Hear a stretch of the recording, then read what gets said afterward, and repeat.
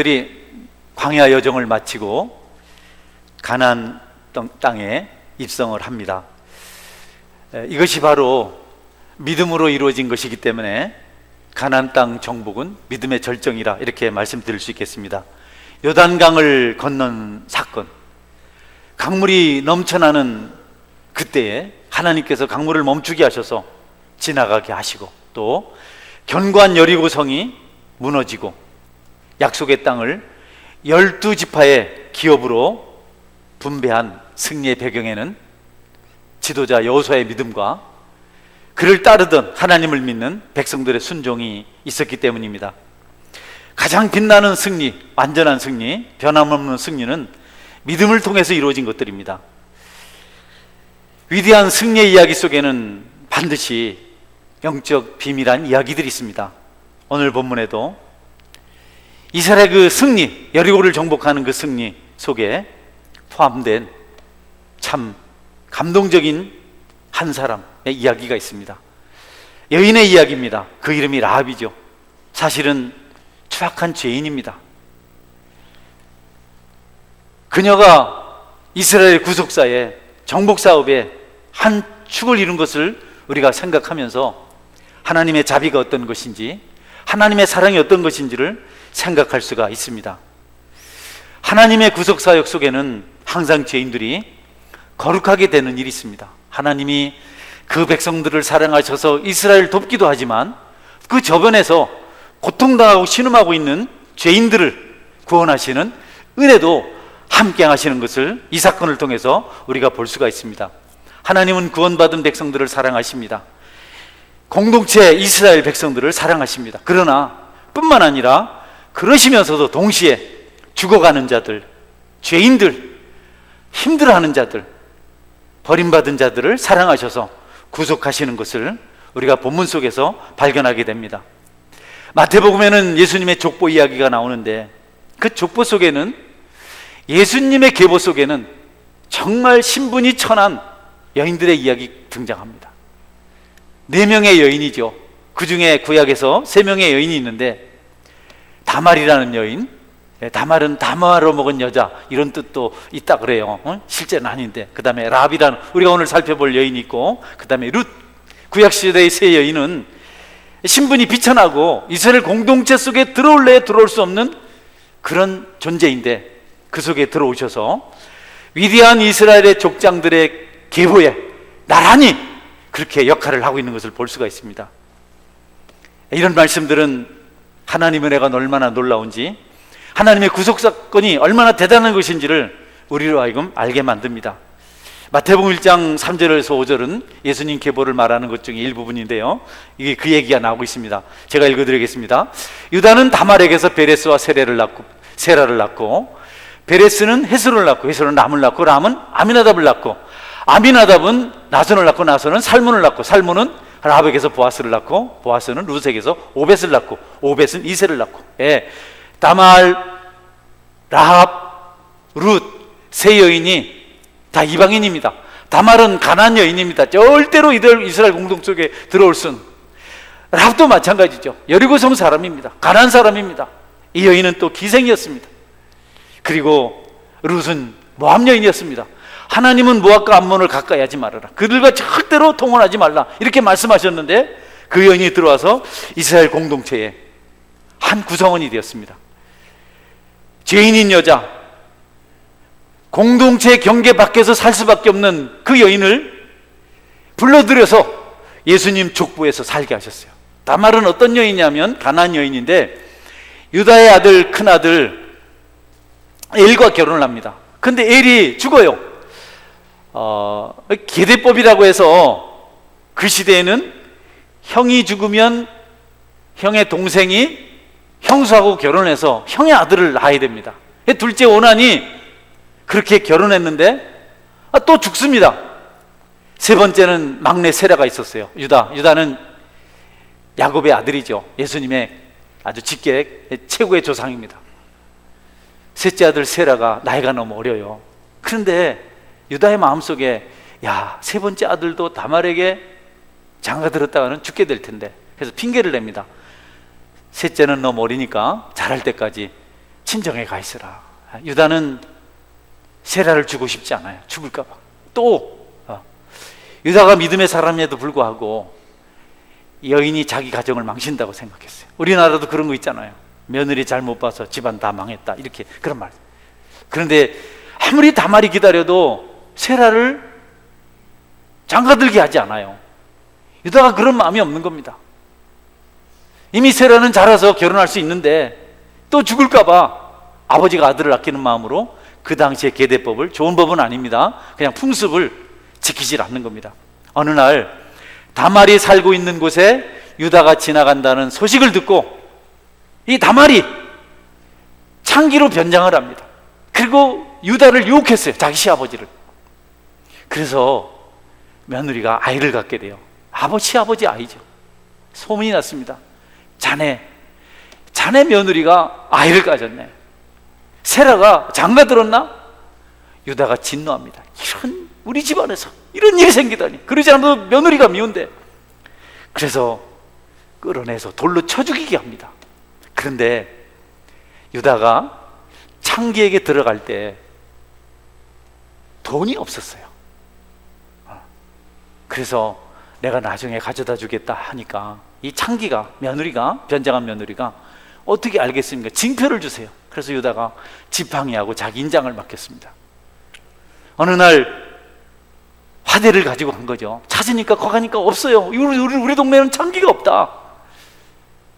그날 이제 아이가 이렇게 임신해서 있는 다말을 사람들 불러서 돌로 쳐 죽이게 할 때 이렇게 다말이 지팡이하고 도장을 들고, 이 주인이 누구십니까? 이 주인의 아이입니다.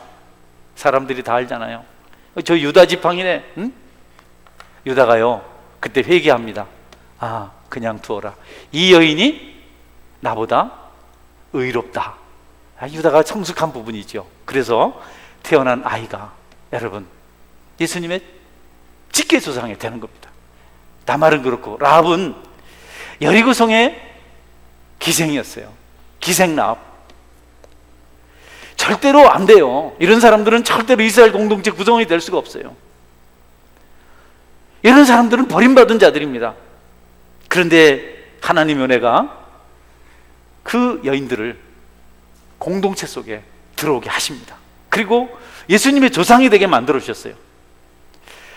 어떤 사람들은 라합을 가리켜서 기생이라고 하는 것이 안 된다, 그래서 술집 여인이라 이렇게 하는데, 성경은 술집 여인이라고 표현하지 않아요. 기생이라고 말합니다. 70인역이라는 성경이 있죠. 히브리어만 기록된, 거기에 보면 라합을 기생이라고 기록해요. 그냥 그대로. 그리고 번역된 영어 성경에도 창녀 혹은 매춘부라고 그렇게 기록합니다. NIV라는 번역본이나 NASB, KJV, 킹제임스 버전이나 뭐 이렇게 쭉, 여러분 말해도 못 알아듣으니까 각각 있습니다. 그래서 거기에 보면 그냥 창녀, 매춘부, 죄송합니다, 알아들을 텐데. 그래서 그렇게. 그 시대에는 나쁜 문화가 있었기 때문에 여인들이 정절을 지키기 너무 어려운 시대였습니다. 바알 아스토롯 우상을 섬겼거든요. 이 우상은 성적인 범죄를 조장하는 우상입니다. 우상 앞에 와서 성적인 죄를 지어야, 음란한 죄를 지어야 하늘에서 비가 내린다고 그렇게 가르쳤어요. 그러니까 가면 거기 가서, 그런 시대입니다. 그러니 어떻게, 또 더 무서운 것은 만신전이 있었어요. 만신전. 거기서 몰래 금옥수에게 제사를 지냈는데, 그 제사는 아이를 불태워 바치는 제사입니다. 그런 시대에 여인이 참 순결을 지키기 어렵고 또 변화되기도 어렵습니다. 그런 환경에 살았음에도 불구하고 라합이 믿음을 가져요. 이스라엘 소식을 듣자마자 바로 나는 하나님의 백성이 되겠다는 결단을 합니다. 악마를 섬기는 땅이죠. 아주 조악한 땅입니다. 그런데 유일하게 라합이 그 복음을 듣고, 하나님의 이야기를 듣고, 이스라엘의 이야기를 듣고 하나님을 믿기로 결심을 합니다. 여러분 놀랍잖아요. 그런 환경 속에서 믿기로 결심을 합니다. 가나안 여인들, 가나안 남자들 다 들었어요. 하나님 하신 이야기를 다 들었습니다. 여리고성 사람도 다 들었습니다. 라합도 들었습니다. 그런데 홍해가 갈라지고 요단강이 멈추고 이런 이야기를 다 들었지만, 하늘에서 만나가 내리고 바위에서 샘이 솟아나고 이런 엄청난 이야기를 다 들었지만 거기 사는 사람 아무도 안 믿었어요. 근데 라합은 믿었어요. 그럼 하나님 백성이 됩니다. 여러분, 하나님이 일하실 때는요, 많은 사람들이 주께로 돌아오는 기적이 일어납니다. 할렐루야. 그걸 부흥했다라고 말해요. 부흥했대. 지금 이 시대에 부흥이 일어나고 있는 겁니다. 가나안 땅이 정복되고 라합 같은 여인들이 돌아오고 하나님의 은혜 넘치게 되고, 이런 때는 하나님께서 일하시는 때입니다. 우상을 섬기는 자들이 돌아와서 예수님을 믿고 나쁜 짓 하던 자들이 돌아와서 새 사람이 되고 하는 것은 하나님이 지금 교회를 부흥시키겠다는, 하나님 나라를 확장시키겠다는 결심이 선 때입니다. 그런데 상대적으로 교회가 세상을 흉내내는 겁니다. 교회를 다니는 성도들이 세상 사람들처럼 삽니다. 먹고 마시고 즐기고 쾌락을 쫓고 여러 가지 죄악을 흉내 다 내는 겁니다. 세상 사람과 다를 게 하나도 없습니다. 교회 오는 것, 성경을 가지고 있는 거 빼면은 똑같이 행동을 합니다. 그때는 교회가 심판을 받을 때입니다. 교회가 세상 사람들을 불러서 회개시키는 그런 때는 하나님 축복하는 때이지만, 교회가 세상에 나가서 세상 사람과 같이 어울려서 악한 일을 하고 문란한 일을 할 때는 하나님의 심판이 임박한 때입니다. 대표적인 때가 노아 시대죠. 노아 시대 하나님의 아들들이 사람의 딸들을 좋아해서 하나님을 떠나서 육체가 아름다운 여인들과 결혼하고 신앙을 저버렸습니다. 하나님 심판하셨어요. 소돔과 고모라도 마찬가지죠. 롯은 가선 안 될 곳에 갔습니다. 소돔 땅에 들어갔습니다. 하나님은 그런 땅을 유황불로 심판하셨어요. 천사들을 향해서 범죄하려고 했던 그것을 심판했습니다. 우리는 지금 교회가 어떤 형편이 있는지 한번 살펴봐야 됩니다. 마음 아픈 사람들, 곤란한 사람들, 버림받은 사람들이 주께로 나와서 위로받길 원하는지, 아니면 교회가 그런 일에는 관심이 없고 오히려 세상으로 향해서 세상을 닮아가고 있지 않는지, 이걸 보면 하나님의 축복 안에 있는지 축복 밖에 있는지를 알 수 있습니다. 여러분이 하나님을 따라 나오는 라합 같은 믿음의 사람이 될 수 있기를 주의 이름으로 축원합니다. 할렐루야. 소돔처럼 노아 시대처럼 하나님을 떠나서 세상으로 가면 안 됩니다. 이런저런 핑계를 댑니다. 교회와 가정을 멀리합니다. 부부가 남남처럼 사는 집도 있어요. 여러분, 안 돼요. 부부가 같은 집에 있지만 대화가 없고 사랑이 없고 딴 생각들하고 사는 사람들이 있습니다. 심판받을 징조입니다. 그렇게 사는 사람들은 어느 날 우리가 그들을 통해서 통곡하는 소리를 듣게 될 것입니다. 여러분은 하나님 품 안에서 사는 것을 기뻐하시는 은혜가 있기를 주의 이름으로 축원합니다. 이런 말씀이 기록되어 있어요. 라합이 믿게 된 배경입니다. 우리 여호수아서 2장 9절 11절 말씀인데요, 같이 한번 읽어볼까요? 여호수아서 같이 읽어보시죠. 시작. 말하되 여호와께서 이 땅을 너희에게 주신 줄을 내가 아노라. 우리가 너희를 심히 두려워하고 이 땅 주민들이 다 너희 앞에서 간담이 녹나니 이는 너희가 애굽에서 나올 때에 여호와께서 너희 앞에서 홍해를 물을 마르게 하신 일과 너희가 요단 저쪽에 있는 아모리 사람의 두 왕 시온과 옥에게 행한 일, 곧 그들을 전멸시킨 일을 우리가 들었음이니라. 우리가 듣자마자 곧 마음이 녹았고 너희로 말미암아 사람이 정신을 잃었나니 너희의 하나님 여호와는 위로는 하늘에서도 아래는 땅에서도 하나님이시니라. 할렐루야. 라합이, 우리가 가나안 사람의 모든 사람들이 다 들었어요, 하나님 일하시는 것을. 그런데 믿은 사람은 라합밖에 없습니다. 라합이 예수님을 믿은 것이, 하나님을 믿은 것이, 구원받은 백성인 것이 확실한 것은 라합이 그 다음에 믿음을 가진 다음에 행한 행동을 보면 알 수 있습니다. 우리의 믿음은 행동을 통해서 증명되지 않으면 안 됩니다. 말만 잘해서는 안 됩니다. 행위가 따라야 됩니다. 말을 가지고는 우리의 신앙을 증명해 볼 수가 없어요. 라합은 하나님이 참 하나님인 것을 깨닫는 순간 이제 이스라엘 정탐꾼을 도와요. 이스라엘 정탐꾼이 여리고성에 왔을 때 보초병들이 알았어요. 낯선 사람이 둘이 왔다. 이건 분명히 이스라엘의 정탐꾼이다. 가나안 사람 중에 자기 족속 아닌 두 사람이 들어왔기 때문에 계속 추적을 했는데 어디 머물고 있냐면 라합의 집에 가서 머무는 겁니다. 라합의 집에, 기생집에 가서 있는 겁니다. 기생집에 가서 있어요. 그래서 군사들이 잡으러 갑니다. 근데 라합이 이 사람들을 숨겨줘요. 아주 비밀한 장소에 숨겨줍니다. 반역행위를 한 거죠. 이것이 발각되면 라합은 죽습니다. 그러나 라합은 두려워하지 않습니다. 그들을 숨겨줍니다. 우리가 신앙생활 하면서 하나님을 믿을 때 그분 나라를 위해서 여러분 선을 행할 수 있어야 합니다. 저는 여러분들이 믿는다고 말만 하지 말고 하나님을, 예수님을 구주로 영접했다고 그렇게 말하지 말고 여러분의 삶이 선행으로, 행함으로 일관되기를 주님의 이름으로 축원합니다. 할렐루야. 라합은 바로 그것을 실천했어요. 자기 생명을 담보로 해서 그 일을 행합니다. 그런데 라합이 이 일을 행할 때 아쉬운 것은 거짓말을 했어요. 이 거짓말 때문에 학자들이 아주 의견이 분분해요. 어떤 윤리학자는 생명을 살리기 위한 거짓말은 괜찮다, 이렇게 해석을 하기도 합니다. 그러면서 라합의 경우를 넘어서 바로 앞에 있었던 이 애굽의 산파들을 이야기를 합니다. 바로가 이스라엘 아이들이 많이 태어나니까 그 아이들을 죽이라고 했어요. 남자아이는 죽여라, 여자아이는 살려라. 산파들이 그 명령을 듣고 아이들이 태어난다는 소식을 듣고 달려가면 남자아이가 태어납니다. 도저히 죽일 수가 없습니다. 그들은 오랫동안 아이들을 살리는 일에, 아이들을 사랑하는 일에 집중했기 때문에 그들이 남자아이지만 죽일 수가 없어서 거짓말을 합니다. 히브리 여인들은 애굽 여인들보다 건강해서 우리가 도착하기 전에 이미 아이를 낳았습니다. 그래서 죽일 수가 없습니다. 그렇게 거짓말을 했죠.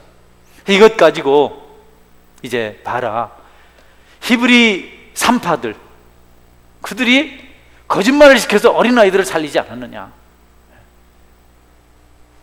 만약에 라합이 그날 거짓말 안 하고 바르게 여기 있다고 말했으면 그 사람들이 죽었을 텐데, 그럼 라합이 얼마나 괴로웠겠느냐.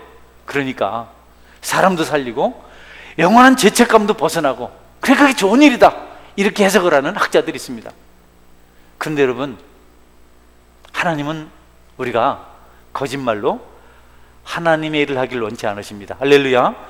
우리가 목적이 좋다고 해서 수단이 나쁜 것이 용납되면 안 됩니다. 목적을, 좋은 목적이냐, 이것을 이루기 위해서 우리가 거짓말해야 된다, 하나님 그렇게 하지 않으셨어요. 하나님에게는 거짓말이라는 방법, 거짓말이라는 수단 외에도 엄청난 방법들이 있는 줄, 수단들이 있는 줄 믿으시길 바랍니다. 할렐루야.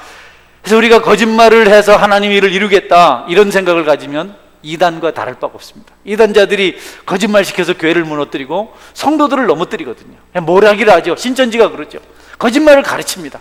거짓말 매뉴얼이 있어요. 이렇게. 그래서 팀을 짜가서 그렇게 거짓말 시키도록 만들어요. 그래서 사람들을 미혹해서 넘어지게 만듭니다. 지옥 가게 만듭니다. 아무것도 모르는 불쌍한 사람들은 밀어내가지고 거기서 가르치는 대로 이렇게 해서 사는 것이 성경적이다, 모략이다, 가서 찾아와라, 우리 거다, 이렇게 하고, 그래서 3, 4, 5 짝을 지어가지고 그 일을 하고 다녀요. 하나님 방법 아닙니다. 하나님 분명히 거짓 증거하지 말라고 말씀하셨어요. 거짓말 아니라도 하나님께서는 사람을 살리고 보호하는 능력이 있으신 분이신 줄 여러분 믿으시기를 주의 이름으로 축원합니다. 우리가 거짓말 가지고 하나님의 일을 안 되거든요. 사람들은 이런 것을 핑계로 해서 자꾸, 여러분, 어떤 사람이요, 실제로 예수님 믿는 사람을 숨겼습니다. 박해자들이 찾아왔어요. 그래서 숨겼지. 예, 숨겼습니다. 정직하게 말했어요. 어디 있느냐? 그건 말할 수 없습니다. 네가 죽는다. 네, 내가 죽겠습니다. 이홉 앞에서도 그는 거짓말하지 않고 바르게 말했어요. 여러분, 박해자가 그 사람의 정직함에 감동되어서 그도 회심했다는 이야기가 있습니다. 설령 하나님께서는 그들이 진실하게 살다가 죽을지라도 주님의 일을 위해서 순교하는 것이라고 말씀하십니다. 감사하는 방법도 우리의 문제를 해결하는 길이고, 찬양하는 것도 우리 문제를 해결하는 길이고, 여러분, 우리가 주님의 거룩한 일을 위해서, 그 영혼을 위해서 순교하는 것도 하나님 기뻐하시는 방법 중에 하나입니다.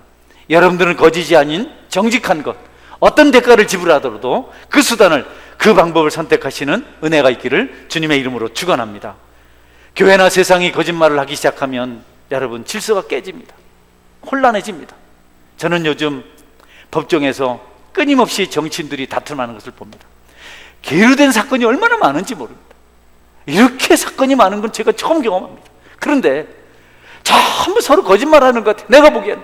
그래서 누가 거짓말을 더 잘하느냐가 지금 재판의 근거가 되고 있어요. 다 상대가 틀렸다는데요. 둘 중 하나는 거짓말인데 구별을 못 하겠어요. 누가 틀렸는지. 오늘은 이 사람이 맞는 것 같은데 다음날 보면 또 이 사람이 맞는 것 같아요. 다른 게 문제가 아니고 여러분, 이 땅에 거짓이 관영하고 있다는 것이 문제입니다. 국가 공동체가 혼란을 경험하고 진리가 부재해지기 시작했어요. 그러니 여러분, 이런 거짓말을 조금 하기 시작하면 카더라 하는 이런 방송이 있는데요. 그것도 거짓말입니다. 카더라, 누가 그러더라. 경상도 말로 그렇다 카더라. 이거 심각해요. 이거 여러분 정말 심각한 겁니다. 거짓말을 배워요. 이제 아이들도 거짓말을 슬슬슬슬 그냥 거짓말을 그냥 아무 생각 없이 막 합니다. 한두 번이 아닌 습관처럼 돼버렸어요. 그리고 양심의 가책을 받지 않습니다. 그러니까 여러분, 사람들의 마음이 무뎌져서 이제 이 사회는 서로 믿을 수 없는 불신감이 팽배한 그런 공동체로 변해가고 있습니다. 그러므로 어떤 목적이 선하다고 해서 거짓으로 일을 이루겠다는 생각은 여러분이 하지 않기를 주의 이름으로 축원합니다. 진실을 말하기 때문에 불이익이 찾아오고 억울한 일을 당할 수도 있지만 그래도 여러분은 진실하게 말할 수 있어야 됩니다. 성경은 거짓에 대해서 단호하게 말씀하십니다. 에베소 4장 25절 말씀입니다. 한번 같이 읽어보겠습니다. 시작. 그런즉 거짓을 버리고 각각 그 이웃과 더불어 참된 것을 말하라. 이는 우리가 서로 지체가 됨이라. 아무리 어렵더라도 여러분은 정직을 여러분의 가치로 여기시기를 주의 이름으로 축원합니다. 할렐루야. 잘 모르시는 것 같아요. 말이 어렵죠? 쉽습니다. 따라하세요. 거짓말하지 말자. 예, 그겁니다. 거짓말하지 말자. 예. 여러분 그냥 뭐 누구 변론한다고 거짓말하지 마세요. 좀 어려운 거 당장 그 어려움을 좀 면하겠다고 거짓말하지 마십시오. 사람 좋게 하려고 거짓 칭찬하지 마십시오. 그냥 있는 대로 말하십시오. 처음에는 좀 안 좋은 사람 같지만 세월이 지나면 다 그를 존경합니다. 싫으면 싫다 말할 수 있어야 됩니다. 과대평가, 과대포장하지 마십시오. 들통날 거 감추려고 여러분 거짓말해서 안 됩니다. 고객들에게 상품을 공짜로 주는 것처럼 그렇게 해서 이익을 나치하는 것은 나쁜 겁니다. 두 번 다시 없는 가격이라 이렇게 선전하면서 판매하는 것, 이거 나쁜 겁니다. 손해본다고요? 반값이라고요? 여러분 그렇지 않아요. 우리가 사업을 해도 정직하게 하는 것이 중요합니다. 지금은 정직한 사람이 손해봅니다.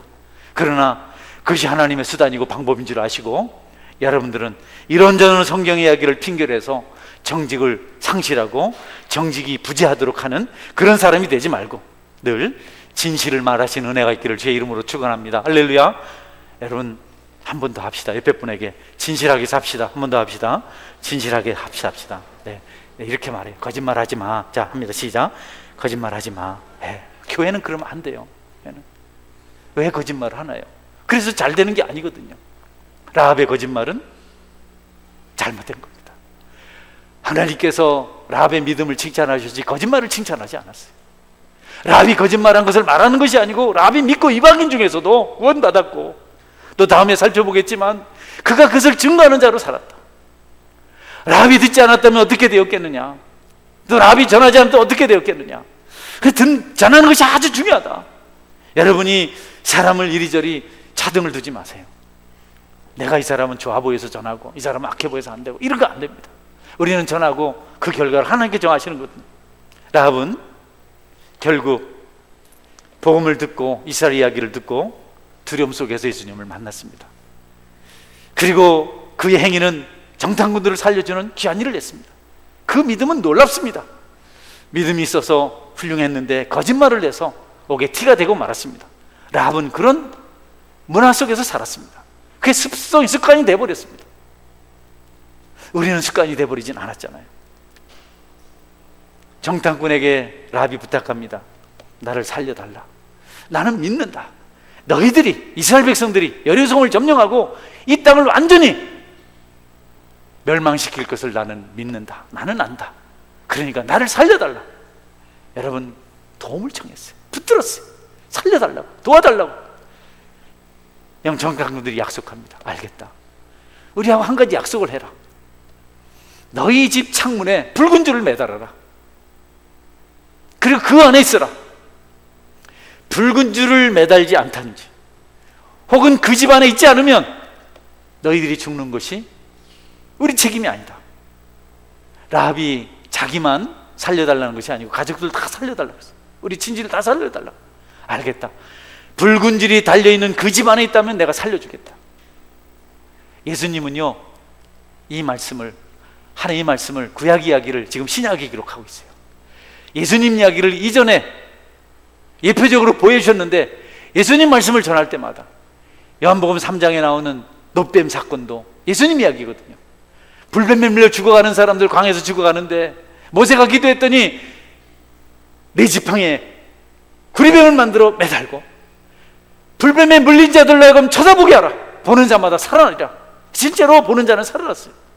그리고 애굽의 죽음의 그림자가 왔을 때 6월절 절기를 지키게 된 배경이죠. 10가지 재앙, 마지막 재앙이 죽음입니다. 죽음의 그림자입니다. 하도 바라고 말을 안 들으니까 마지막 재앙, 그 이스라엘 애굽 땅에 태어난 초태생은 사람이든 짐승이든 다 그러나 이스라엘 백성이 죽지 않을 죽음의 그림자가 넘어가도록, 패스오버 하도록, 6월절이 그리 6월 넘어갔다 뜻이거든. 방법이 하나 있는데 어린 양을 잡아서 그 피를 문인방과 문설주에 바르면 너희들이 죽지 않는다. 그래서 이스라엘 백성들이 양을 잡아서 그 피를 문인방과 문설주에 발라요. 그래서 그 피가 발려진 그 집에는 죽음의 천사가 들어가질 못하고 그냥 지나갔어요. 이것을 신약에서 말하죠.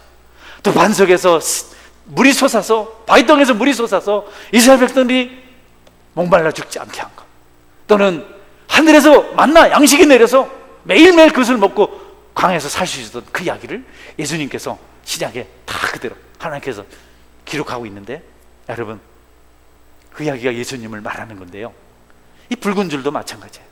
붉은 줄이 있는 집 안에 있는 자는 죽임을 당하지 않을 것이다. 그러나 붉은 줄을 달지 않든지 붉은 줄이 있는 집 밖에 있는 사람은 다 죽임을 당할 것이다. 예수님의 사랑 이야기입니다. 예수님의 십자가 이야기입니다. 저도 여러분들에게 성경을 의지해서 증거합니다. 예수님 믿으면 멸망받지 않고 영생을 얻게 될 줄 믿으시길 바랍니다. 할렐루야. 예수님 믿으십시오. 주님의 십자가를 마음판에 새기십시오. 감정이 동하든 안 하든 그냥 믿으십시오. 그것을 여러분, 우리가 붙잡을 때 우리가 죽지 않고 멸망받지 않고 영원한 생명을 얻을 수가 있습니다. 그래서 이스라엘 백성들이 그 땅을 정복했을 때 라합과 가족들은 살아납니다. 마지막 부분인데요, 라합의 역할입니다. 라합은 자기만 믿은 것으로 만족하지 않았어요. 그날 이 기생 라합이, 창기 라합이 하나의 은혜를 가지고 정탐꾼들에게 약속을 받고 무엇을 했냐면 가족들을 찾아갔습니다. 친지들을 찾아갔습니다. 찾아가서 말했습니다. 우리 집에 와야 산다. 이스라엘 백성들이 반드시 성을 무너뜨리고 공격해서 이 땅을 멸망시킬 텐데, 우리 모두를 다 죽일 텐데, 하나님께서 그렇게 하라고 명령하셨다고 하는데 아무것도 살려주지 말라고 했다는데 살 수 있는 방법이 하나 있다. 우리 집에 오는 거다. 내가 창문에 붉은 줄을 매달아 놓으면 그것이 사인이 되어서 이스라엘 백성들이 우리 집에 와서 사람을 죽이지 않을 거다. 우리 집에 와라. 여러분, 라합의 가족들이 비웃습니다. 무슨 그런 소리는 하냐. 이성이 왜 무너지는데, 왜 우리 나 밖에 사람 다 죽고 그 안에 있는 사람 사는데 이상한 소리 하지 말아라. 라합, 네가 너무 술을 많이 마셨구나. 라합, 네가 너무 이상하게 살았구나. 그런 이상한 소리 하지 마라. 그대로 라합이 사정을 합니다. 감독자들을 피해서, 당국자들을 피해서 가족들을 찾아가서 우리 집에 와야 산다고, 우리 집으로 오라고 부탁을 합니다. 친지들도 비웃습니다. 그래도 청하고 또 청하고 간절히 부탁해서, 그래 속는 셈치고 한번 가보자. 여러분, 그날 붉은 줄이 매여 있는 라합의 집에 왔던 모든 가족들이 죽임을 당하지 않고 생명을 얻었다고 성경은 기록하고 있습니다. 십자가 사랑입니다. 주님의 피입니다. 유월절에 발려진 양의 피요, 장대 끝에 달린 구리뱀이요, 그리고 오늘 본문에서 창문틀에 매달린 붉은 줄 예수 그리스도, 그분의 십자가를 붙들고 여러분이 멸망이 아닌 영생을 소유한 하나님 백성 되시기를 주의 이름으로 축원합니다. 예수님의 이야기, 십자가 이야기는 너무 엉터리도 않아요. 2000년 전에 유대 땅에서 죽은 그 사람이 나하고 무슨 관계가 있는가? 그러나 여러분, 여러분의 지식이나 이전의 경험이나 판단을 내려놓고 오늘 목사님 설교를 저렇게 하시는데 설마 목사님 비싼 밥 먹고 거짓말 하겠나? 내가 이해도 될지 않고 마치 마음에 감동도 안 오지만 그렇게 하시니 나는 예수님 그분의 십자가를 믿어야 되겠다, 그렇게 결심하시고 믿는 자에게 라합의 가정에 임한 구원이 임할 줄 믿으시길 바랍니다. 할렐루야. 그리고 여러분들 그것을 증거해야 됩니다. 여러분 계속해서 라합처럼 다니면서 아름답도다 복음을 전하는 자들의 발휘함과 같으니라. 여러분 침묵하지 마십시오. 예수님을 전할 수 있어야 합니다. 그분을 증거할 수 있어야 합니다. 이것이 우리가 해야 될 일입니다. 말씀을 맺습니다. 십자가는 구원의 상징입니다. 십자가 자체의 의미가 있는 것이 아닙니다. 십자가에서 일어난 사건을 여러분이 믿고 그 이야기를 여러분 마음판에 새기면, 그 말씀을 여러분이 믿음으로 받아들이면 여러분은 저주 대신 축복을 받게 될 것이고 멸망 대신 생명을 얻게 될 것입니다. 그러므로 여러분 모두가 예수님을 믿고 그분 안에서 승리자로 살아갈 수 있기를 주의 이름으로 축원합니다. 아멘. 같이 한번 기도하겠습니다. 기도 제목 드립니다.